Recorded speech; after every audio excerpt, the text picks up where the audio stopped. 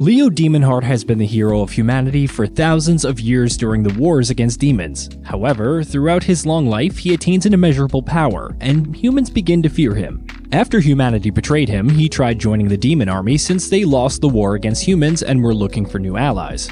He arrives at the castle of the demon queen Echidna, who doesn't want to ally with him because he was the one who destroyed her army long ago. Since Echidna rejects him, Leo decides to speak with her 4 heavenly kings of the demon army: Steina, Lily, Melnis, and Edward. Leo tries to convince them to ally and raise the demon army again. The heavenly kings reject him at first because they knew Echidna would never allow it, but Leo gives a presentation about the pros and cons of having him as a team member. After his presentation, Steina is skeptical about why he wants to join the demon army. However, Leo tells him the story of how humanity turned its back on him and branded him a monster for having so much power. After hearing this, the Heavenly King decides to accept his proposal, but on the condition that he remain hidden, so that Echidna doesn't find out that he's with them. Once Leo is hired temporarily, he starts helping Steina with the castle chores. Steina was the right hand of Echidna and was constantly under complete stress. At first, she doesn't want to let Leo help her, but after the boy's insistence, she assigns him the job of helping her fill the kingdom's mana tanks. Leo accepts the assignment and hides his appearance, so Echidna doesn't know that he's the one helping the Heavenly Kings. Leo puts on full body armor and calls himself Onyx. He assures Steina that he'll have the work ready in about an hour and leaves Steina's office. Leo returns half an hour later and tells her everything is solved, surprising Steina with his speed. Since Leo has finished his task and has nothing else to do, he hangs around the office. Steina, fed up with Leo not doing anything anymore, tells him he's lazy. However, at that moment, Dianette, one of the castle employees, arrives asking for Onyx, saying that the stone he gave her to fill the mana tanks worked perfectly. After this, Leo explains to Steina that he got a crystal imbued with magic that Dianette and the other maids can use so she doesn't have to go to replenish the mana herself. Steina, after seeing Leo's performance, gives him another job. The Queen's army needs to transport supplies from one city to another, and so Echidna decides to send Lily for this job. But since Lily is a bit immature and somewhat childish, Steina decides to send Leo with her to supervise her on the way. The trip starts badly, as Lily doesn't take her job seriously and almost destroys a village. Seeing this, Leo conjures up a plan to pretend to be sick so that Lily will look for some medical plants to save him, hoping it would ignite a sense of responsibility and team spirit within Lily. But Leo doesn't make things easy for Lily and places a lot of obstacles for her to learn to be a better leader and work as a team. However, Lily dodges all the obstacles single-handedly, using her overwhelming power. Reaching Leo's last hurdle, Lily begins to falter as she has to cross a large cliff that she doesn't dare jump over. Leo, who disguised himself as a stranger, tries to advise Lily to use teamwork, although in the end she still ends up passing the cliff alone anyway. Leo gave up and went back to sleep after his plan didn't work. In the morning, Leo sees that Lily had gotten the plants. But not only that, she has devised a strategy to pass the supplies efficiently using everyone's help. All this thanks to Leo's advice before. After arriving from the mission with Lily, Leo talks to Steina, who tells him that the Queen is requested to see Onyx. Leo freaks out as he thinks that she has discovered his true identity, but it turns out that Echidna wanted to welcome him with a feast full of food and alcohol. Although Leo happily accepts the invitation, he tries to leave quickly to avoid getting discovered by the Queen. They both eat and drink for a long time until Echidna tells Leo to take off his helmet so she can see his face. To which he refuses, but this doesn't prevent the Queen from removing his helmet anyway. Luckily, Leo managed to change his face with magic before losing his helmet, and Echidna doesn't find out his real identity. The conversation continued, and the Queen kept drinking until she was drunk. She tells Leo she came to the human world looking for the Philosopher's Stone. Turns out that the demon world was in trouble. It didn't have any plants or even sun, so Echidna wanted to use the stone to heal her world. After hearing all of this, Leo tries to tell her the truth about his identity, but Steina and Lily interrupt him with alarming news. It turns out that General Melnis and Edward felt useless and wanted to leave the group. Knowing this, Echidna asks Leo to go to Melnis while she goes to Edward to dissuade them from leaving. When Leo finds Melnis, they talk for a while until Melnis gives him a condition for him to come back. Melnis wants to become an excellent communicator because he'll have to interview the recruits for the demon army alone. So Melnis asks Leo to teach him how to be a better communicator in 3 days, to which Leo agrees. To help Melnis, Leo takes him to work at the mess hall so he can learn how to deal with people, although it doesn't seem to convince Melnis. However, Leo gives him some advice and tells him that he can trust him. With this motivation, Melnis quickly learns to approach some clients who, unfortunately, are mercenaries. They are very rude to Melnis after he tries his best to serve them. Since Melnus was dressed as a waiter so that no one could recognize him, the mercenaries harassed him non-stop. It got to the point that Melnus got fed up and beat them up for trying to go too far with him. Once they got home, Leo told Melnus to have a mock interview with him since his communication skills had somewhat improved. Once in the room, Melnus asks Leo why he decided to join and how he feels about humanity after they betrayed him. Melnus tells him that he has an incredible hatred towards human because his parents sold him for being half demon and half human. Leo tells him that he joined them for fun and wants to help Echidna save her world. Leo also tells Melnus about his past. It turns out that before the world became what it is now, demons emerged out of nowhere and attacked people. So the government had the idea to create super powerful living weapons to defeat this threat. Leo's a genetically altered human created to fight the demons that appeared that day.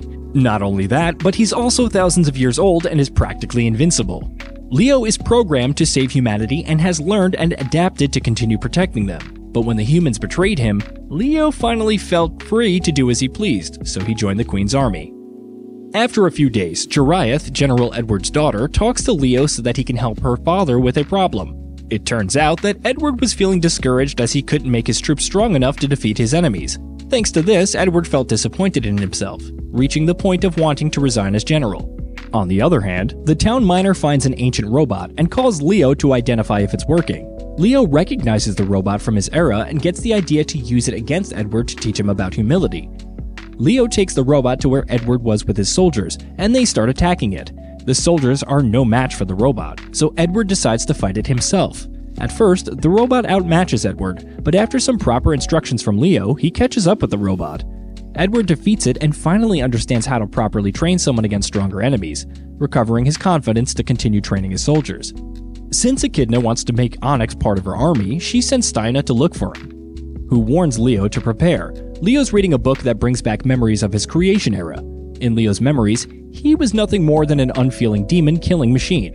One day, Leo meets a demon named Ibrid, whom he's about to kill until he gives Leo valuable information, so Leo spares his life. Leo then takes him to the Demon Containment Center. Since the place was quite far away, Leo and Ibrid became closer during the trip, talking for hours and getting to know each other better. Once they arrive, Ibrid tells Leo to live his life as he wants, that he doesn't have to protect humanity as his programming said. The anti-demon forces take Ibrid away, and Leo leaves quietly but always remembers this advice. Back in the present, Leo heads to Echidna to hear her decision. As Onyx is about to be announced as the newest member of Echidna's army, the castle members get the news that the mana generators are running low. Echidna is worried because if the generators stop, the portal that connects the human world to the demon world will close. To counteract that, the queen says that they need to hurry and get the Philosopher's Stone to supply the kingdom with all the necessary mana to start raising her army again.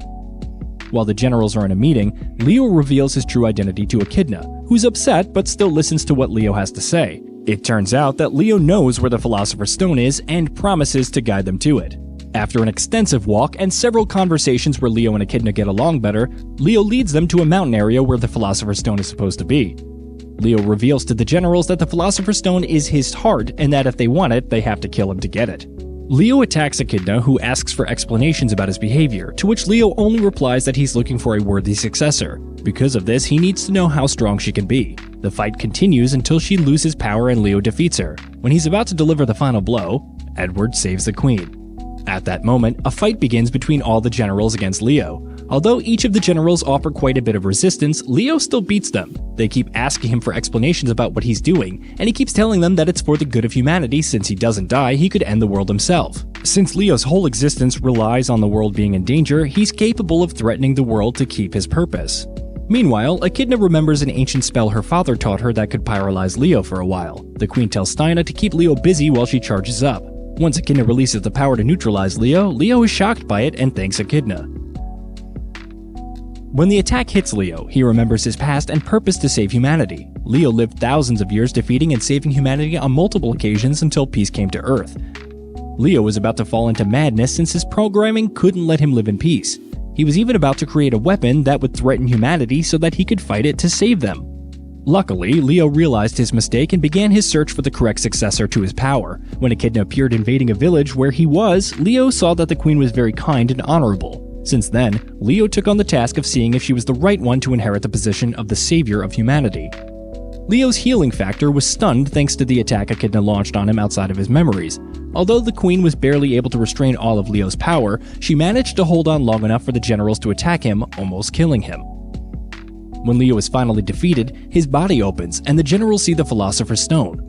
Leo says goodbye to his friends and tells them that they have 300 seconds to kill him before his auto-healing powers reactivate. Therefore, he begs Echidna to kill him so that she can take the power of the Philosopher's Stone and restore the Demon Realm.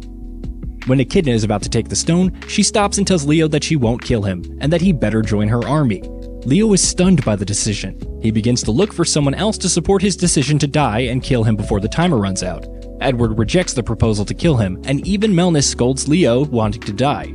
Steina advises Leo not to die, and even tells him to try to disable the Order to save humanity instead and live whatever life he wants after that.